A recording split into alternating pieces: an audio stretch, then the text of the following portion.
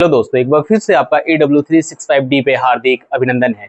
I hope कि आप लोग सभी लोग स्वस्थ होंगे, अच्छे होंगे, दिल लगाकर पढ़ाई कर रहे होंगे।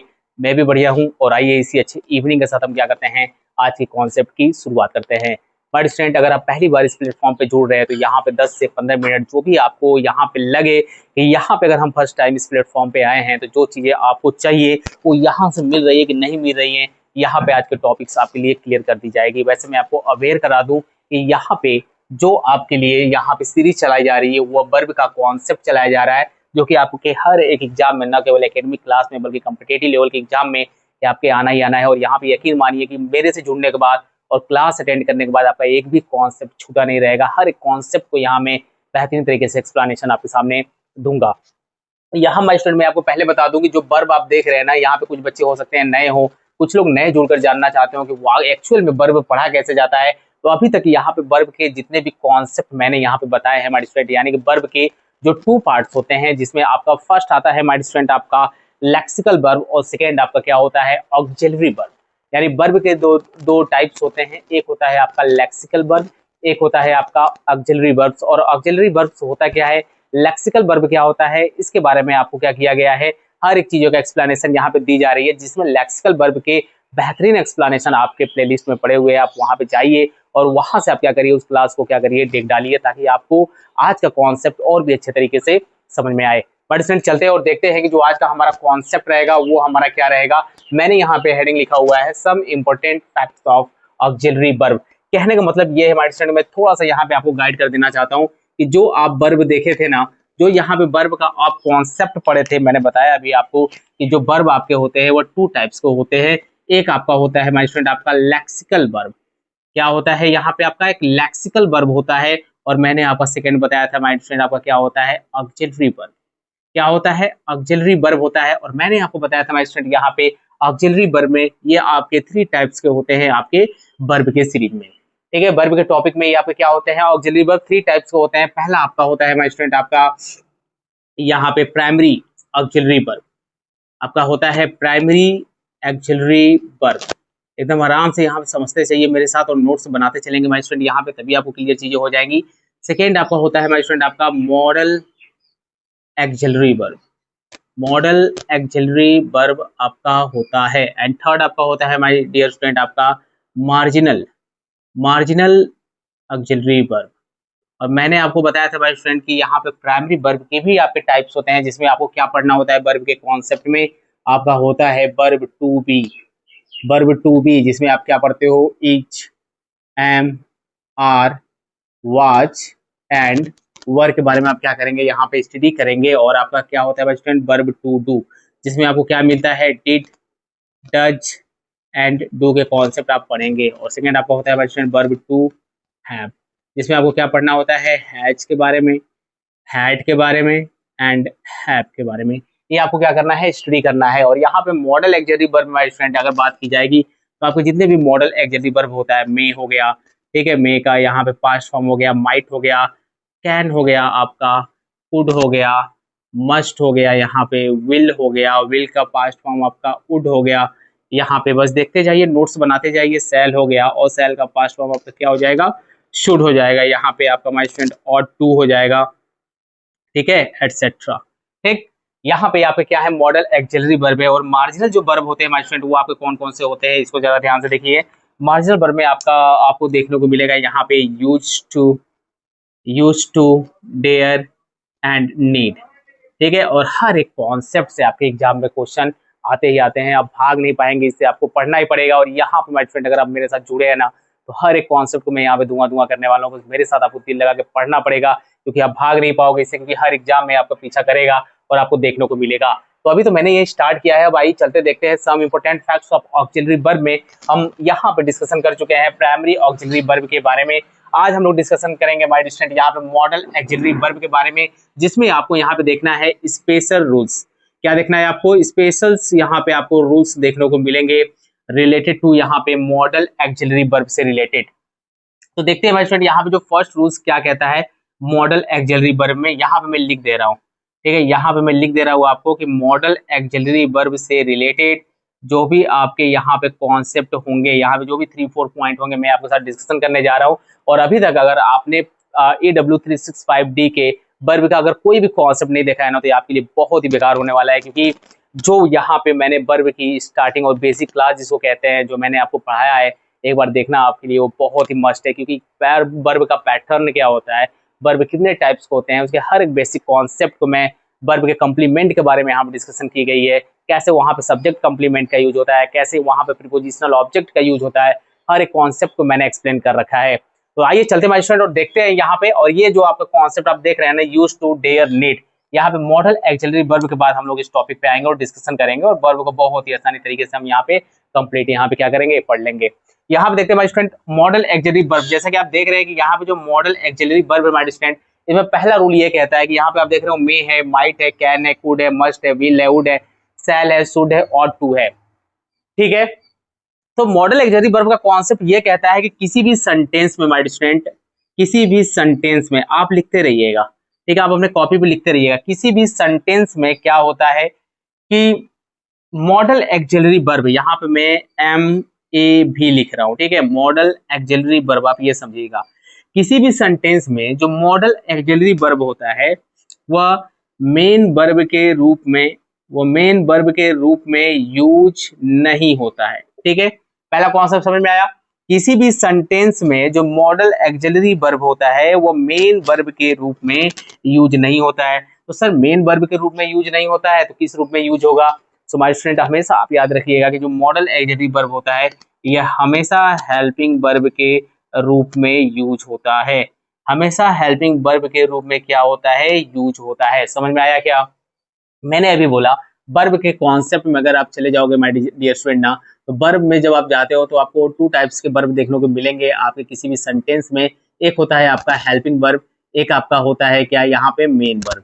ठीक है, जो मेन वर्ब होता है वो अपने आप में माय डियर स्टूडेंट हमेशा क्या रहता है, अपने आप में हमेशा प्लूरल रहता है, हमेशा प्लूरल रहता है। लेकिन जैसे इसमें यस या ईएस लगा देते हो तो हमारा जो वर्ब हो जाता है वो कैसा बन जाता है, वर्ब हमारा सिंगुलर बन जाता है। हेल्पिंग वर्ब आपके जितने भी आप देख रहे हैं यहाँ पे वर्ब से रिलेटेड मैंने चीजें लिखी हैं वो सभी आपके हेल्पिंग वर्ब है, यानी कि वो किसी भी सब्जेक्ट के क्या होता है, नंबर एंड पर्सन के अकॉर्डिंग क्या करते हैं, जब हम सेंटेंस में यूज करते हैं तो हमारा क्या कहलाता है, हेल्पिंग वर्ब कहलाता है।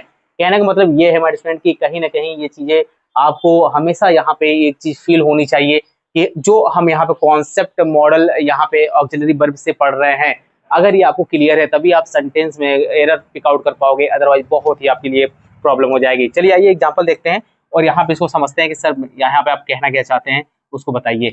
यहाँ पे model auxiliary verb main verb के रूप में यूज नहीं होता है, हमेशा हेल्पिंग वर्ब के रूप में यूज होगा। यहाँ पे देखते हैं स्टूडेंट आपके लिए कम से कम 2 से 3 एग्जांपल में यहाँ पे आपको बता रहा हूँ, आराम से यहाँ पे देखिए। जैसे मैंने लिखा can he can pass the examination, he can pass the examination. आगे मैं लिख रहा हूँ my student C could play cricket. ठीक है, और एग्जांपल ले लीजिए, ही कैन, या फिर मैं यहाँ थोड़ा चेंज कर दे रहा हूँ, he must solve this question, this question. ठीक है, he can pass the examination, he could play cricket, he must solve this question. अब यहाँ पे आप देख रहे हैं जो मस्ट का यूज है, कुड का यूज है, कैन का यूज है, ये यहाँ पे सेंटेंस में हेल्पिंग वर्ब के रूप में यूज हुआ है। किसमें रूप यहाँ पे यूज हुआ है, हेल्पिंग वर्ब के रूप में यूज हुआ है। कहने का मतलब पहला रूल आपका यही कहता है माय स्टूडेंट कि जो हमारा मॉडल एक्सिलरी वर्ब होता है वो मेन वर्ब के रूप में कभी भी किसी भी सेंटेंस में यूज नहीं होता है, हमेशा जब भी यूज होगा हेल्पिंग वर्ब के रूप में यूज होगा। समझ में आया कि हमारे स्टूडेंट? एक बार अच्छे से इसको देख लीजिए और बढ़िया से यहाँ पे नोट्स आप क्या करिए, बनाते हुए चलिए। जो सेकेंड रूल से हमारे स्टूडेंट वो आपका क्या कहता है कि मॉडल एक्सिलरी वर्ब जो होता है आपका, यानी कि जितने भी मॉडल एक्सिलरी वर्ब होते हैं, यहाँ पे नंबर 2 करके मैं यहाँ पे आपको रूल्स यहाँ पे बता दे रहा हूँ, ध्यान से देखिए। यहाँ पे रूल्स नंबर 2, जितने भी आपके मॉडल एक्सिलरी वर्ब होते हैं, मॉडल एक्सिलरी वर्ब आप समझिएगा भाई स्टूडेंट, ठीक है, ये इसका कोई भी फॉर्म आप देखते हो, यानी कि जो वर्ब का होता है, जो वर्ब के फॉर्म होते हैं, यानी कि V1 form, V2 form, V3 form, V4 form, यानी कि वर्ब के फर्स्ट फॉर्म में हम क्या करते हैं, ING फॉर्म लगाते हैं, या फिर वर्ब के फर्स्ट फॉर्म में हम क्या करते हैं, यस या ES लगाते हैं, यानी कि इसे वर्ब का 5th फॉर्म कहते हैं। ठीक है, यानी कि वर्ब का जो यहाँ पे फर्स्ट फॉर्म हो गया, सेकेंड फॉर्म हो गया, थर्ड फॉर्म हो गया, फोर्थ फॉर्म हो गया, फिफ्थ फॉर्म हो गया, किसी भी हाल में अब मॉडल एक्सिलरी वर्ब के साथ, यानी कि जितने भी आपके मॉडल एक्सिलरी वर्ब यूज होंगे, नोट बनाते जाइएगा, जितने भी मॉडल एक्सिलरी वर्ब यानी कि जितने भी किसी भी सेंटेंस में यूज होंगे, तो आप मेन वर्ब का क्या करेंगे माय स्टूडेंट, यहाँ पे मेन वर्ब के फॉर्म में क्या करेंगे, चेंजेस नहीं करेंगे। मेन वर्ब के फॉर्म में चेंजेस ना करने का मतलब है कि हमेशा आप क्या लिखेंगे, बेस फॉर्म लिखेंगे, बेस फॉर्म लिखेंगे, base form of the verb, कहने का मतलब है कि वर्ब का फर्स्ट फॉर्म ऑलवेज ऑफ लिखेंगे। समझ में आया कि नहीं माय स्टूडेंट, इसको बता दीजिए मुझे जरा, इसको मुझे बताइए आप जल्दी से। आप यहाँ पे किसी भी यहाँ पे इसका प्रयोग नंबर या पर्सन के सब्जेक्ट के साथ हमेशा क्या होता है, एक ही रूप में यूज होता है, यानी कि हमेशा आप क्या करेंगे, फर्स्ट फॉर्म को प्रीफर करेंगे। V2, V3, V4, V5 का आप यूज नहीं करोगे। किसी भी सब्जेक्ट के क्या करोगे माय स्टूडेंट, जो भी आपका सब्जेक्ट गिवन होगा उसके नंबर एंड आप क्या करोगे, पर्सन के अकॉर्डिंग आप क्या करोगे, हमेशा एक ही वर्ब का यूज करोगे, एक ही वर्ब का यूज करोगे। एग्जाम्पल जैसे मैं बताता हूँ, आप आराम से यहाँ पे देखिए, उसको समझने की कोशिश करिए। यहाँ पे एग्जाम्पल इसको बता रहा हूँ आपको माय स्टूडेंट, जैसे मैं बोल रहा हूँ ही कैन स्पीक इंग्लिश, ठीक है, वो क्या कर सकता है, वो इंग्लिश बोल सकता है। ठीक है, अब यहाँ हमारे स्टूडेंट एक और एग्जांपल ले लीजिए, जैसे मैं बोल रहा हूँ सी कैन स्पीक इंग्लिश। चलिए सर समझ में आ रहा है, आपने सिंगुलर लिया है, प्लूरल लेके दिखा दीजिए हमें। चलिए दे कैन स्पीक इंग्लिश। अब यहाँ पे एक बात बताइए, अब क्या यहाँ पे सब्जेक्ट चेंज है तो क्या मैंने यहाँ पे कैन को चेंज किया है क्या, नहीं। यहाँ पे ही है तो क्या मैंने कैन को चेंज किया है क्या, नहीं। यहाँ पे सी है तो क्या मैंने कैन को चेंज किया है क्या, नहीं। तो कहने का मतलब है कि जो भी मेन वर्ब के V2, V3, V4 और V5 जो फॉर्म होते हैं, आप किसी भी क्या करोगे, इसको किसी भी सब्जेक्ट के नंबर और पर्सन के अकॉर्डिंग आप क्या करोगे, चेंज नहीं करोगे, हमेशा क्या रहेगा, आपके बेस फॉर्म के रूप में रहेगा। बताओ कोई प्रॉब्लम है क्या मेरे भाई, कोई प्रॉब्लम आ रही है क्या, नहीं आनी चाहिए। रूल्स नंबर यहाँ यहीं पे मैं आपको क्या करूंगा, थर्ड बता दूंगा, बस आप लिखते चलिए और देखते चलिए, क्योंकि हमारे पास स्पेस कम होता है, लेकिन इतना मेरे लिए बहुत पर्याप्त रहता है कि मैं आपको 10 से 15 मिनट में, अगर आप क्लास में यहाँ पे जुड़े हैं ना, कम से कम 3 से 4 या 5 रूल्स आप लिख कर जाइए और चीजों को अच्छे से समझिए, क्योंकि एक बार चीजों को अच्छे से समझ गए आप ना, फिर कॉन्सेप्ट पे धुआं धुआं कर देंगे आप। और यहाँ माय स्टूडेंट मैं आपको थोड़ा सा विश्वास दिलाना चाहूंगा कि लास्ट क्लास में जो हम लोगों ने डिस्कशन किया था वर्ब से रिलेटेड, यानी कि प्रीपोजिशनल ऑब्जेक्ट क्या होता है, और उसके पहले मैंने पढ़ाया था आपको सब्जेक्ट कॉम्प्लीमेंट क्या होता है। एक बार इसको जरूर आप देखिए, क्योंकि कहीं ना कहीं इसका जो यूज होता है बच्चों को बहुत रूल आता है, समझ ही नहीं पाते हैं कि कहाँ पे सब्जेक्ट कॉम्प्लीमेंट का यूज हुआ है, कहाँ पे प्रीपोजिशनल ऑब्जेक्ट का यूज हुआ है, तो चीजों को फाइंड करना बहुत मुश्किल हो जाता है। रूल्स नंबर 3 क्या कहता है माय स्टूडेंट, कि हमेशा मॉडल एक्सिलरी वर्ब के बाद, याद रखिएगा, हमेशा मॉडल एक्सिलरी वर्ब के साथ हमेशा हम क्या करते हैं, वर्ब का V1 फॉर्म लिखते हैं। मॉडल एक्सिलरी वर्ब के, आप बोलोगे कि सर ये तो आपने बताया था, लेकिन यहाँ पे याद रखो मैं कुछ ऐड करने जा रहा हूँ, ये आपको माइंड में याद रखना है कि मॉडल एक्सिलरी वर्ब के बाद हमेशा वर्ब का V1 फॉर्म लिखते हैं। कभी भी माय डियर स्टूडेंट इन्फिनेटिव लिख लीजिएगा अपने कॉपी पे, कभी भी इन्फिनेटिव वर्ब यानी कि इसके बाद 2 + V1 का यूज नहीं होता है, ठीक है। We never use infinitive verb with modal auxiliary verb in any sentence. आप किसी भी सेंटेंस में क्या करते हो, कभी भी आपको क्या करना है, यूज नहीं करना है आपको इन्फिनेटिव वर्ब का। एग्जांपल अगर मैं आपको बताऊं, जैसे जैसे मैंने बोला ही कैन गो, ठीक है, ही कैन गो, मैंने ये लिखा है, तो ये सेंटेंस आपका करेक्ट है, क्योंकि आपको इतना तो पता है कि इतना मैंने बता ही दिया है कि सब्जेक्ट आपका कुछ भी हो, आप कैन यहाँ पे मॉडल एक्सिलरी वर्ब लगाए हो, ठीक है, यहाँ पे V1 फॉर्म हमेशा बेस फॉर्म लिखते हैं।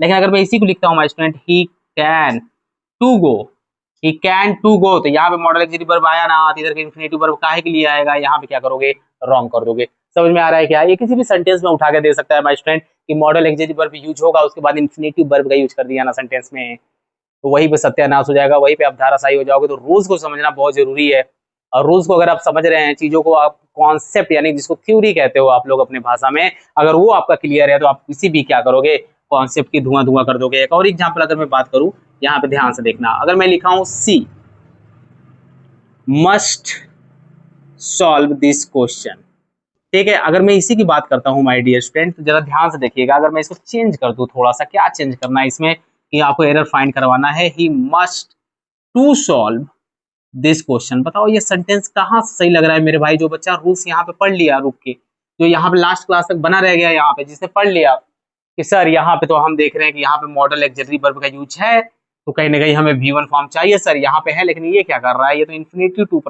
इन्फिनेटिव वर्ब हो गया, 2 + V1 फॉर्म हो गया, जो कि हमारे सेंटेंस में नहीं आना चाहिए। अगर ये आया तो हमारा सेंटेंस पूरा क्या हो जाएगा, गलत हो जाएगा, गड़बड़ हो जाएगा। तो यह माय स्टूडेंट ये आपके लिए कॉन्सेप्ट था, कुछ फैक्ट्स थे आपके मॉडल ऑक्सिलरी वर्ब के बारे में बताने के लिए। इससे ज्यादा इसमें कुछ ज्यादा दिया नहीं है, और ज्यादा मैं बारे में आपको बताऊंगा भी नहीं इसके बारे में, क्योंकि बेफालतू की चीजें पढ़ाने से अच्छा है कि मैं वो चीज पढ़ाऊं जो आपके एग्जाम में आए, जो चीजें वहां से आपके एकेडमिक क्लास में बच्चे को परेशान करता है चीजें, और कॉम्पिटिटिव लेवल में जो बच्चे जाते हैं एरर फाइंड करने वाले उनको परेशान करता है, यहाँ पे हम वो चीज पढ़ेंगे। नेक्स्ट क्लास माय स्टूडेंट में आपको बताऊंगा यहाँ पे इसके हर एक यूज के बारे में अलग अलग डिस्कशन करूंगा, उसका टेंशन मत लीजिए। लेकिन सबसे पहले इसमें देखिए एक डिफर है। डिफर क्या है? Ought to. यहाँ पे थोड़ा डिफरेंट दिख रहा है ऑड टू। सर इसका कॉन्सेप्ट क्या है? इसके कॉन्सेप्ट में क्या सर, हमको सिर्फ बेसिक पढ़ना है? हमको सिर्फ बेसिक पढ़ना है? नहीं मेरे भाई, बेसिक टू आपको क्या पढ़ना है, एडवांस पढ़ना है। यहाँ पे मेरे साथ बेसिक टू एडवांस पढ़ना है, और मैं यहाँ पे बता रहा हूँ कि ऑड टू के हर एक कॉन्सेप्ट को मैं यहाँ पे धुआं धुआं कर दूंगा, क्योंकि मैं भागने वाला यहाँ से नहीं हूँ। आपको अच्छी तरीके से पता है कि मेरे सामने अगर कोई कॉन्सेप्ट आ गया और उसमें कोई कुछ मुझे ऐसा दिख गया कि ये मेरे को चैलेंज कर रहा है यार, तो सबसे पहले मैं उसी को तोड़ने की कोशिश करूंगा।